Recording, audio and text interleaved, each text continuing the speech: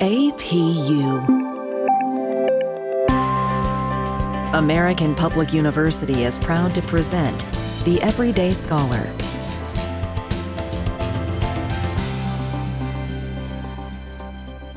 Welcome to the podcast. I'm your host, Leishan Kranick. Today I'm joined by one of our outstanding doctoral students, Isabel Vladuyu. Isabel is currently enrolled as a doctoral student in the university's Global Security program. She also has had some amazing accomplishments. She was recently honored with a Lifetime Achievement Award by President Biden for her incredible work as the founder of the U.S. Institute of Diplomacy and Human Rights. Her nonprofit organization focuses on training educators, advocates, and government officials around the world to help implement human rights education programs. She is the youngest person to receive the Lifetime Achievement Award, and this is actually the second time she's been honored with this award. She also received it in 2018. Just incredible. Congratulations, Isabel. It's wonderful to have you. Thanks for joining me. Thank you so much for the invitation. I'm really grateful for being here. So I wanted to start our conversation by talking a little bit about just your background and what led to your interest in human rights. So can you tell our listeners a little bit about what inspired you to get involved in human rights advocacy? Definitely. Thank you so much. So my story is very interesting, and it started very simple. I'm coming from Eastern Europe, Romania specifically. So I trained my entire life to become a lawyer. I went to law school, did my master's, and when I started realizing that you don't actually need to go to law school necessarily to start working in human rights advocacy. It's about the work that you try to create on an everyday basis. And that was part of my motivation coming from a post-communist. I was born immediately after post-communism in Romania, but I could still feel some of the reminiscence of that. For example, my grandparents were teaching me, don't talk bad of the government when you talk over the phone. Or I was still surprised with the neighbors in my neighborhood and friends of mine when their parents were telling me they went to jail just because their dad had long hair. And all these stories, somehow they were deep inside me. So when I started going to law school, I started studying a lot about human rights and the status of human rights in the world. It really, for me, it instilled this mission of not necessarily protecting and advocating for human rights, but promoting human rights for all. That's fascinating. So when did you realize that you wanted to start this nonprofit organization? Was that after your law school career? Yeah, so before I started my nonprofit organization, I worked as a consultant, as an executive with different other organizations. I collaborated with the United Nations, with the Organization of American States, with many other NGOs in the US and abroad. And then every time that I was trying to do something big, you still get the stops of bureaucracy. When you don't have something that is your own, it just made me want to create more into the society. I felt that it's a need of promoting more education. So that's why I created my own organization. So the U.S. Institute of Diplomacy and Human Rights, that really focuses on educating other educators about human rights and advocacy. Can you talk a little bit about how that arose, how you realized the need to educate others to educate others? As a professional, as a practitioner in the field, I saw the need that other people do what I do. So I was very successful at what I was doing, and I was getting a lot of questions from people or even professionals in the same field working in human rights. How did you succeed in promoting this human rights program to, let's say, the city mayor? How did you succeed to get on board the senator of the state of New York to promote it throughout the entire state? How did you talk with that governor? So I started realizing that for me, things that were easy, let's say, for other people, they had stops. So I thought, why not transforming and create more people that actually can help other people? It's a duplication method because I realized I trained personally in my life over 15,000 people in human rights specifically. And I realized at one point that it's not going to serve me my entire life to make sure that I can reach out to everyone. So looking at the solution for that was very easy, the answer, because in order to succeed educating billions of people in this world that need to have more education and more awareness about human rights in general, not the activist portion, but more the advocacy aspect of human rights, I needed to teach others that can then teach others, and then those can teach other people. That's wonderful. It really is a great way to sort of spread this message about how important human rights are across the world and how to teach people how to even talk about it. Because part of it is, like you said, educating people about the issue. But then the other part is teaching people how to talk about it and how to engage others in that discussion. And I'm wondering, when you started sort of looking at human rights as a big picture issue, were there elements of it that surprised you that people may not have known about? I mean, we'll talk a little more about human trafficking in general, but were there really big significant gaps in terms of awareness of some of these issues? Yes, and that was part of why I started this whole mission and started and founded my organization. I realized that people are unaware. First of all, if you stop anyone on the street right now, doesn't matter the age, doesn't matter their level of literacy, and you simply pose them the question, what are human rights? Would they know what to say or give you a definition of human rights? Then if you go furthermore and you ask them, how many human rights we have? They won't know the answer to that question. There are very few people in this world that know the answer to that question. Next year, we celebrate the 75th anniversary of the Universal Declaration of Human Rights. 75 years since the Universal Declaration was adopted, and that declaration had in its preamble that every person should be educated, the key word, about their human rights. But that didn't happen. When was the last time you heard a school having mandatory human rights education? And here I'm not talking about university level, because here's what I think. It's unfair that we live in the 21st century where you have to go to law school and get a master's degree in human rights to actually know your human rights. So that's why I started this whole mission. And part of my challenge was, how can I actually help more people understand and know about human rights and break some of those myths or misconception about human rights? Because oftentimes when I start asking people, professionals, governments, regular people, community leaders, to make a difference between human rights, civil rights, political rights, all other types of rights, they won't know to make that difference. So I think it's also common sense that we start being more cohesive as a society, as a population, because the only country in the world that has now mandatory human rights education is Costa Rica. So that shows us that even though we are 75 years after the Universal Declaration of Human Rights was adopted, there's still much more work to do. And while we do have many organizations around the world focusing on monitoring human rights violations, on showing and exposing the problem, we definitely lack more support and more organizations who are focusing on the preventional aspect, on educating people so that we can prevent human rights violations from even happening in the first place. Excellent. I'm actually really curious, how many human rights do we have? The Universal Declaration of Human Rights has 30 human rights that all states agreed and declared that these are universal. What happened is the Universal Declaration, it does not have the force of law.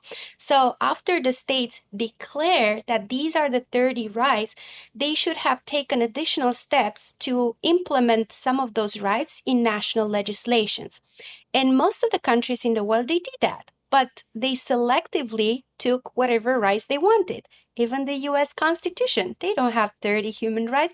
They selectively selected only the civil and political rights and not the economic, social, and cultural rights. That's why the United States still has to adopt other conventions like the Convention on the Rights of the Child, the Convention on Against Discrimination for Women. So there are so many things that countries have failed, in a sense, to fulfill their obligation or their acknowledgement that these rights exist because they felt it's not a need to put them back into the national law. You're right. I don't think I've really studied human rights since high school, and I don't even remember it being part of my college or graduate school curriculum. So definitely a need there to just talk more with people about these issues.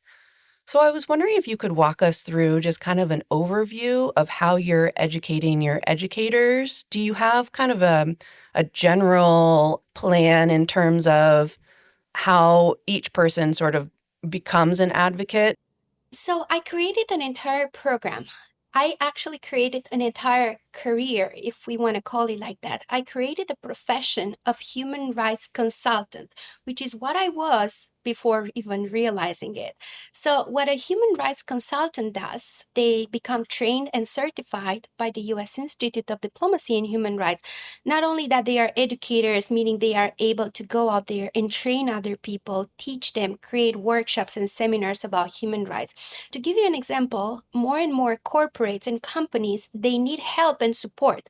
There is a demand for the profession of human rights consultant that is going to help those businesses implement human rights policies. Recently, Facebook, Meta also created their first ever human rights report.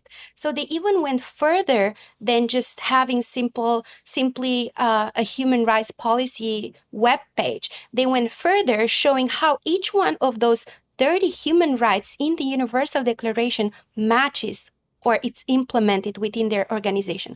And that's going to be the trend. And we already start seeing that. I daily get requests from corporates, not only in America, but across the world, that want to implement policies. And who's going to help them? Financial consultants? Banking consultants? No. Human rights consultants are going to be the ones who are going to be there to help these businesses implement. So more than just training the employees and training the people, the general population, a human rights consultant and its role is actually to help create an entire program, not only for a company, but maybe for a country, which is something that now I do. I travel the world. I go in different countries around the world where I'm getting invited by, the administration, the minister of human rights, let's say, and they want my consultancy, my advice, how they can implement educational programs into their countries so that they can actually help more people be aware of what human rights are. We're going to take a quick break. We'll be right back. At American Public University, we believe higher education is not one size fits all. That's why we offer 200 modern programs that build on your knowledge and fit your schedule. Because we believe universities should adapt to the needs of students, not the other way around. American Public University, within reach, without limits. Online classes start every month. Learn more at AmericanPublicU.com. We're back with doctoral student Isabel Vladauiu. Let's get back to the conversation. When they invite you to help kind of educate, whether it's their employees or just citizens in general, are there particular human rights issues that you start with? Do you try to cover all 30, or are you really focused on kind of select issues? It really depends. There's always somewhere where you need to start. For example, one of the human rights in the Universal Declaration of Human Rights is the Article 18, the freedom of religion. So any religion in this world, it's a minority. So any country I go in this world, they would agree on these human rights. It's uncontested right. Then if I go with the right to work, for example, what the right to work means in America means different in other countries. So I probably won't necessarily go straight with such a right that it's a bit contested or means different things in different cultures. But I usually like to go basic to establish a first understanding. I have trainings that I used to teach 9-year-olds and then I used to teach government officials. And it's the same level training because I feel I don't have to bring forward all my, master's degree in human rights legal education to actually educate something so simple as human rights. Because the more complicated you get there and the more terminology you use, the more difficult it's going to be for the person to understand it. So how many human rights consultants have you trained through your organization? So just in the past year, we certified over 5,000 human rights consultants. That's amazing. And do you essentially send them out to specific areas to work? Do people come to you asking for consultants? How does that work? Right, so we maintain a centralized directory of all our certified consultants. Any employer or potential client, let's say corporations, can go and verify or call us or verify on the website if indeed somebody was certified by us. But at the same time, part of the training when I'm teaching them is to show them what are the next steps after they become human rights consultants. Who do they have to reach? So we do have organizations who reach out directly to us. So rather, let's say if I get an opportunity to deliver a training in Florida, I live in Washington, D.C. So it's going to be much easier to send one of my consultants in Florida to go out there and deliver that training. But at the same time, I also encourage them personally, because if you don't live in that area or that state, you don't know the opportunities. So I want them to go out there and be involved in the community. And many of my consultants, they have had successful stories. For example, one of them, after the Uvalde shooting happened in Texas just recently, she teamed up with another friend of hers, and then together they went to propose law enforcement in Texas to deliver them gun violence training and human trafficking prevention training. And others of my students, they went up and even created their own nonprofit organization. And now they are focusing on a specific human rights. So it's just a multiplying effort that together we are advancing or advocating for human rights education, but at the same time allowing them also to spread their wings and go out there and actually be in the field, because that's the need where it is right now, in the field. So I'm wondering, what's next for you? Are you hoping to keep growing this organization? And what's your international objective? Definitely. My vision is very big. I would like to obviously, continue to travel the world and help each country. As I said, there's only one country in the world that I was happy somehow to be involved on the side with the project of helping Costa Rica put it into their laws to have mandatory human rights education in schools for elementary school. So I think the trend is going to be in that sense. At the same time, I am expanding. I'm always expanding our programs.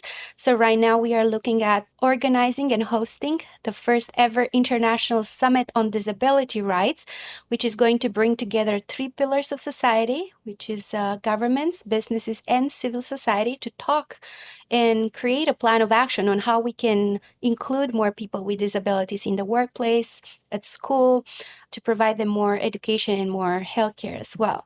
So we do have projects like this all the time. We organize also the Diplomacy and Human Rights Summit. And at the same time, part of my big dreams is creating more consultants, obviously, who then can inspire others to be educated about human rights. And so if someone out there is listening and wants to get more involved, how can they learn more about your organization? They are welcome to visit our website. Our main website has a lot of general information. Even if you don't take one of our trainings, you can still read some of the blogs or some of the research articles that we post out there. So the website page is www.usidhr.org. And are there candidates that you're looking for in particular? Is it any kind of age group, or is it just anyone with an interest in human rights? Anyone who not necessarily has an interest in human rights, because a lot of people who have come to our classes, we realized they did not even think about themselves working in human rights before.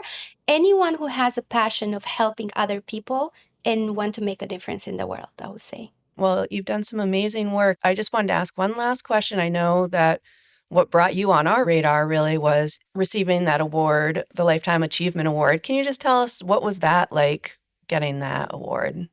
Definitely. Well, it was definitely a surprise.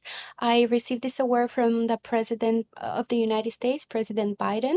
Well, this is a Lifetime Achievement Award that acknowledges all my career and my life work for dedicating for human rights education. And you know how when you work and you're so passionate about what you do, you never have goals such as getting an award or being acknowledged necessarily. You just want to see it, your method or your solution, it's workable, it's out there in practice.